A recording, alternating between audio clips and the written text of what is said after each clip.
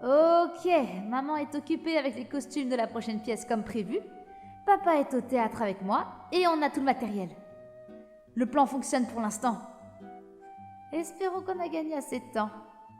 Je m'occupe de l'entrée de la salle pendant qu'il répète et fais en sorte que tout soit parfait. Ah, c'est beaucoup de boulot, mais ça devrait faire plaisir à maman.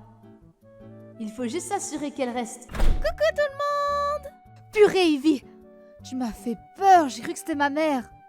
Oups, désolée. J'aurais dû te prévenir. C'est pas grave. Elle s'occupe de costumes pour notre prochaine pièce, alors on profite de son absence pour lui faire une surprise. Mais je m'attends à la voir débarquer sans prévenir. Tu sais comment elle est. Je voulais vous aider justement. Je sais que ton père prépare quelque chose d'extravagant, comme à chaque fois. Alors je me suis dit qu'un peu d'aide ne ferait pas de mal. Ça, je te le fais pas dire. Il essaie toujours de se surpasser, même si ma mère le voit venir à 1000 kilomètres. C'est bien pour ça que je me donne à surprendre, non? Quel genre de mari serais-je si j'étais aussi prévisible? Salut tonton! Salut Ivy, content de te voir, tu viens au bon moment. Alors comme ça, tu es venu pour nous donner un coup de main?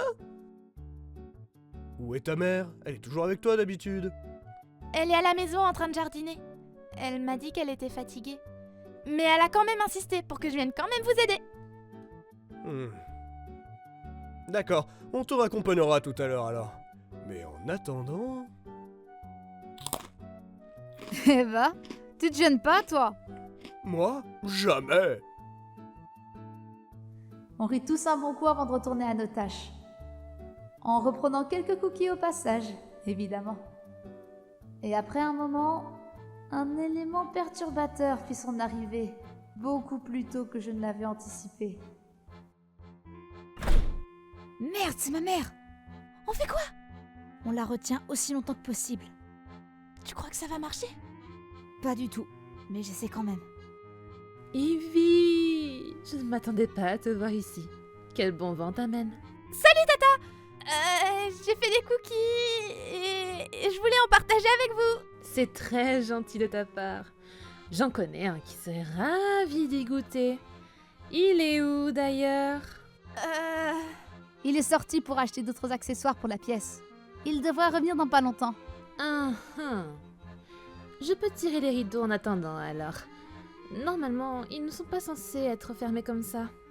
Attends! Papa les a peut-être laissés comme ça pour une raison, alors on devrait... Eh bien, papa n'en fait qu'à sa tête, comme d'habitude. Maman s'approcha des rideaux et les tira d'un coup pour passer. Elle tombe nez à nez avec papa perché sur une échelle. Pris par surprise, il glisse et tombe de l'échelle avant d'atterrir dans le réservoir d'eau qu'il avait oublié de fermer pendant qu'il répétait. Pour éviter que l'échelle ne tombe sur lui, maman l'avait retenu. Bingo! Papa! Est-ce que ça va? Ça, c'était pas prévu. Ça t'apprendra à ne pas prendre de précautions sur scène. Ma parole, dès que tu as une idée derrière la tête, rien ne t'arrête, même pas le bon sens. Eh bien, tu me connais, je suis un passionné, c'est dans ma nature. Je poursuis mes idées jusqu'au bout et j'oublie ce qu'il y a autour, parfois, c'est vrai. Au moins tu l'admets. Bien sûr, je vais pas nier la vérité. Le fait d'oublier le reste est peut-être un petit défaut, j'avoue. Mais comment voir quoi que ce soit d'autre quand quelque chose brille si fort qu'elle nous aveugle? Comment ne pas être passionné quand quelque chose illumine constamment notre vie, nous inspire et nous donne une raison de vivre? Comment puis-je m'en défaire quand je ne peux pas vivre sans? Ça faisait partie de ton script, ça, ou c'est de l'impro? Ça n'a pas d'importance! Script ou non, je parle du cœur, celui qui ne peut se passer de ta présence, et ton sourire, de tes remarques et ton énergie, de ta force d'esprit et même de ton caractère. Même pendant un monologue comme ça, tu te permets de me lancer des pics? Oh, un peu de plaisanterie ne fait pas de mal! Qui aime bien châtie bien, comme on dit. Tu en es un exemple frappant. Ah oui. Bien évidemment, j'ai beau t'aimer à la folie, cela ne m'empêche pas de m'amuser un peu aussi. Oh, je vais te le faire regretter, toi tu vas voir.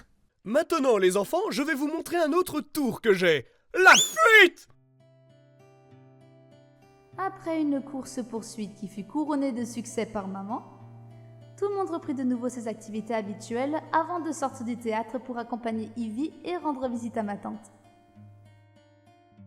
Salut Ava! On vient de ramener ta fille! Salut! Coucou Tata! Coucou maman! Bonsoir. Merci beaucoup de l'avoir ramené. Vous voulez rester pour dîner? Aiden ne va pas tarder à rentrer. Vous pourrez le voir aussi. Volontiers! Ce serait avec plaisir.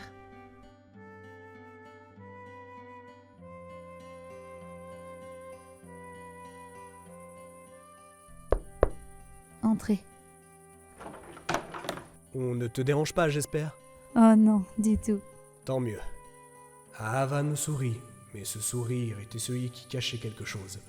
Le sourire qu'elle avait quand quelque chose la tracassait. Et j'avais une idée de ce que ce quelque chose pouvait être. Est-ce que tout va bien, Ava? Tu me sembles un peu troublée. Oui, ça va. Je suis juste un peu fatiguée, c'est tout. Naomi s'assoit à côté d'elle sur le lit et la regarde avec douceur, mais aussi un peu d'inquiétude. Tu es sûre? Si quelque chose ne va pas, tu peux nous en parler, tu sais bien. Ava reste silencieuse et hoche un peu la tête. Son regard était fuyant et elle chipotait un peu le tissu de sa robe. Son regard passe un peu autour de la pièce et finit par se poser sur un cadre qu'elle avait dans sa chambre. Sur une photo que je connaissais trop bien. Il semblerait que j'avais vu juste. J'aurais aimé moi aussi qu'il soit là aujourd'hui.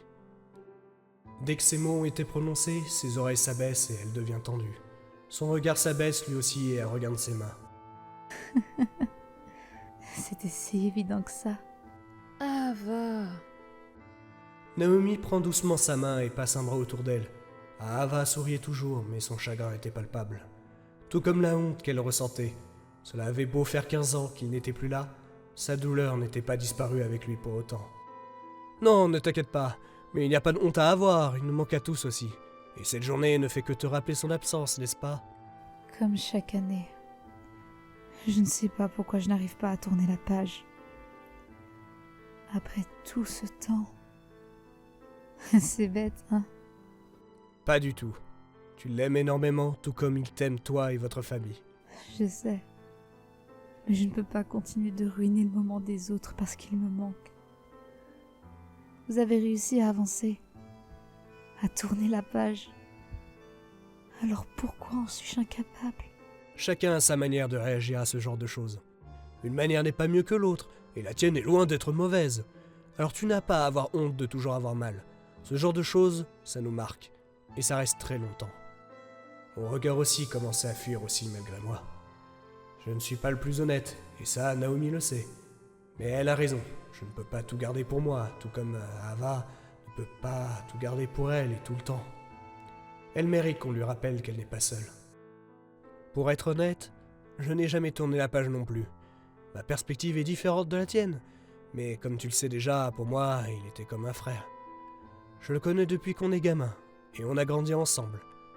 Il a eu un grand impact dans ma vie, et a une très grande importance pour moi, et notre théâtre en a une preuve et un rappel constant. Quand tu passes presque toute ta vie avec quelqu'un, et que du jour au lendemain, sans prévenir, il disparaît, ça te laisse pas de marbre? Ça, je peux te le garantir. J'ai ma manière de traverser tout ça. Je n'ai pas tourné la page. Pour autant, j'ai encore de mauvaises habitudes. Mais j'avance comme je peux, parce qu'il aurait voulu qu'on continue malgré tout. En particulier pour le bien des enfants. Même les plus grands ont encore un peu besoin de nous aujourd'hui. Je retourne le regard vers Ava, et je sens le regard de Naomi sur moi. Tout ça, elle le sait déjà, mais malgré tout, j'étais un peu nerveux. Malgré tout ce que tu traverses, tu es là pour tes enfants, et tu l'as toujours été. C'est ça qui leur importe le plus, et c'est ça qui compte vraiment.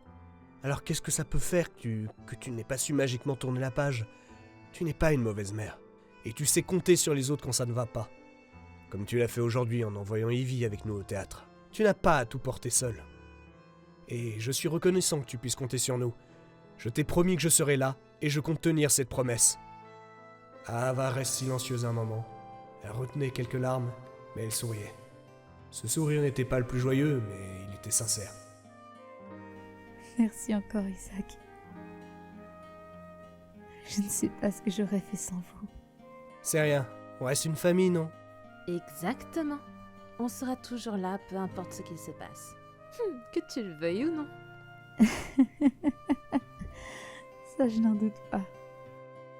Le reste de la conversation était un ensemble de petites anecdotes dont on se souvenait, de vieux souvenirs de lui dont on voulait se rappeler. Ça a dû faire du bien à Ava, de pouvoir se remémorer tout ça avec des personnes qui le connaissaient autant qu'elle. Et Elijah n'était pas la seule personne qu'on avait perdue, mais c'est celui qui a eu le plus grand impact. Mais ce qui est sûr, c'est que peu importe où il est, j'espère qu'Elijah mettra fin aux méfaits du bâtard qui a causé toute cette souffrance, une bonne fois pour toutes.